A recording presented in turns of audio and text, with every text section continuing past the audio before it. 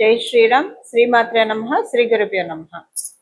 2026 సంవత్సరం జూన్ 28వ తారీఖు నుంచి 2026 సంవత్సరం జూలై 4వ తారీఖు వరకు ఈ వారం యొక్క గోచార గ్రహస్థితుల ఫలితాలు.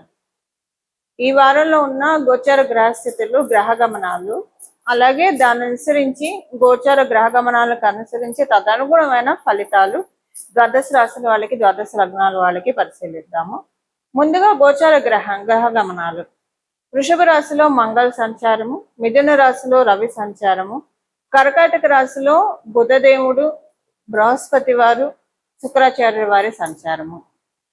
బుధ భగవానుడు ఈ నెల 30వ తారీఖు నుంచి వక్రగతిలోకి వెళ్తున్నారు. ఈ వారం అంతా కూడా ఇంకా కొన్నాళ్ళు వక్రగతిలోనే ఉంటారు, అది ఉంటుంది.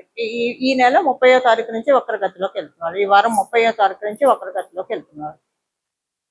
సింహరాశిలో కేతుదేవుని సంచారము, కుంభరాశిలో రాహుదేవుని సంచారము, మీనరాశిలో శని మహారాజు సంచారము. అన్ని రాశుల్ని చాలా వేగవంతంగా, అన్ని ప్లానెట్స్ లో చాలా వేగవంతంగా చుట్టి వచ్చే గ్రహం, ఏకైక గ్రహం చంద్ర భగవానుడు. ఆయన ఈ వారము ఆయన పర్యటన అంటే ఆయన గోచార గ్రహస్థితి వృశ్చిక రాశి మొదలుకొని కుంభరాశి వరకు ఉంటుంది. ఆయన 4 రాశులు ఆయన సంచారం సాగిస్తున్నాడు చంద్ర భగవానుడు. ఈ గోచార గ్రహస్థితులను అనుసరించి, ఈ గోచార గ్రహ గమనాలను అనుసరించి ఈ వారం ద్వాదశ రాశుల వాళ్ళకి, ద్వాదశ లగ్నాల వాళ్ళకి ఎలాంటి ఫలితాలు ఉండబోతున్నాయి? ఈ వారంలో గోచారంలో ఏమన్నా సిగ్నిఫికెంట్ విషయం ఉందా అంటే, బుధ భగవానుడు వక్ర గమనంలోకి వెళ్ళడము సిగ్నిఫికెంట్ విషయము. 30వ తారీఖు నుంచి ఆయన కర్కాటక రాశిలో ఉంటూ వక్ర గమనంలోకి వెళ్తున్నారు. ఇది ఎలాంటి ఫలితాన్ని ద్వాదశ రాశుల వాళ్ళకి, ద్వాదశ లగ్నాల వాళ్ళకి కలిగిస్తుంది? గురు భగవానుడు, దేవగురువైన బృహస్పతి, అలాగే అసుర గురువైన శుక్రాచార్యుల వారితోటి కలిసి ఆయన సంచారం చేస్తూ వక్రగతిలోకి వెళ్తున్నారు. దీనివల్ల ద్వాదశ రాశుల వాళ్ళకి, ద్వాదశ లగ్నాల వాళ్ళకి ఎలాంటి ఫలితాలు ఉంటాయో మనం ఇప్పుడు పరిశీలిద్దాము. తులారాశి.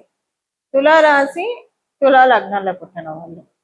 ఈ వారం మీకు ఆపర్చునిటీస్ చాలా బాగా జనరేట్ అవుతాయి. మీరు ఉద్యోగస్తులైనా, వ్యాపారస్తులైనా, ఎవరైనా సరే మంచి ఆపర్చునిటీస్ మీకు జనరేట్ అవుతాయి. వాటిని మీరు సద్వినియోగం చేసుకుంటారు. ఒక్కోసారి వచ్చే అవకాశాన్ని సద్వినియోగం చేసుకుంటాం, ఒక్కోసారి అవకాశాన్ని అందిపుచ్చుకోలేకపోవచ్చు కూడా. కానీ ఈ వారంలో ఆపర్చునిటీస్ చాలా చక్కగా ఉన్నాయి.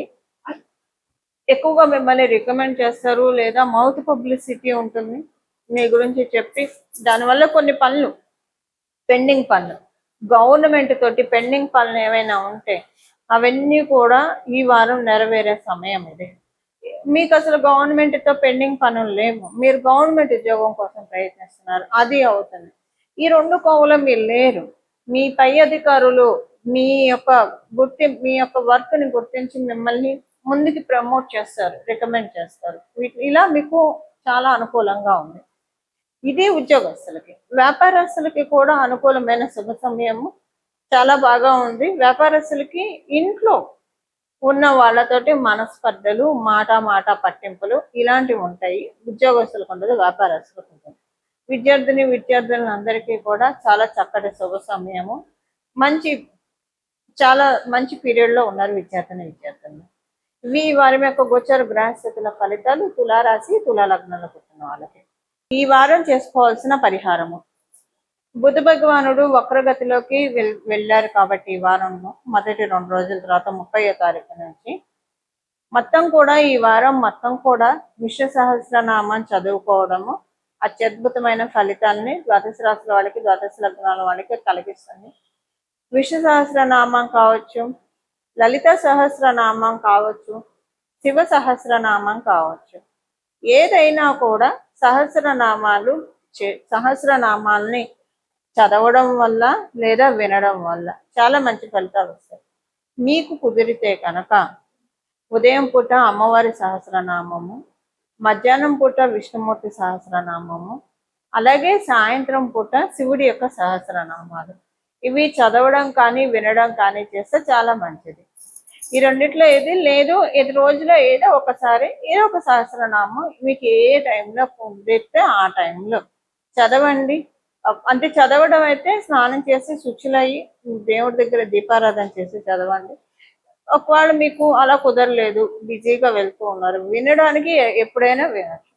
సో మీరు ఏ ప్రదేశంలో ఉన్నా మీరు చక్కగా ఇప్పుడు మనకి యూజర్ ఫ్రెండ్లీగా ఉంది కాబట్టి యూట్యూబ్లో మీరు పెట్టుకొని వినండి. ఏదైనా చేయండి మంచిదే.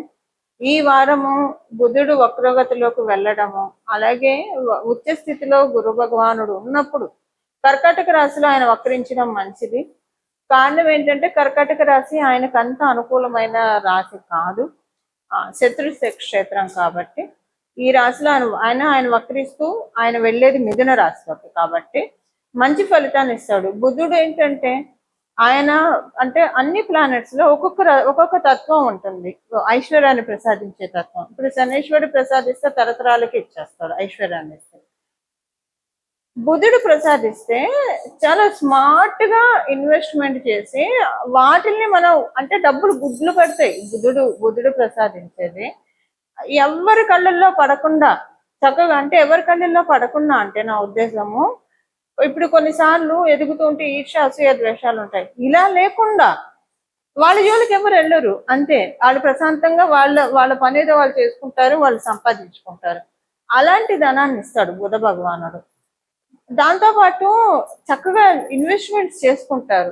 బుధుడు చాలా డబ్బుల్ని పెంచుతాడు అన్నది, డబ్బులు గుడ్లు పెట్టడం అనేది బుధుడు బాగా ఉంటే జరుగుతుంది. మిగతా చోట్ల కూడా ఇన్వెస్ట్మెంట్స్ చేస్తాము అవుతుంది మిగతా ప్లానెట్స్ వల్ల, కానీ బ్యూటిఫుల్ గా మన ఫైనాన్సెస్ స్ట్రీమ్ లైన్ అవ్వాలంటే మటుకు బుధుడు చాలా చక్కగా తీసుకెళ్తాడు.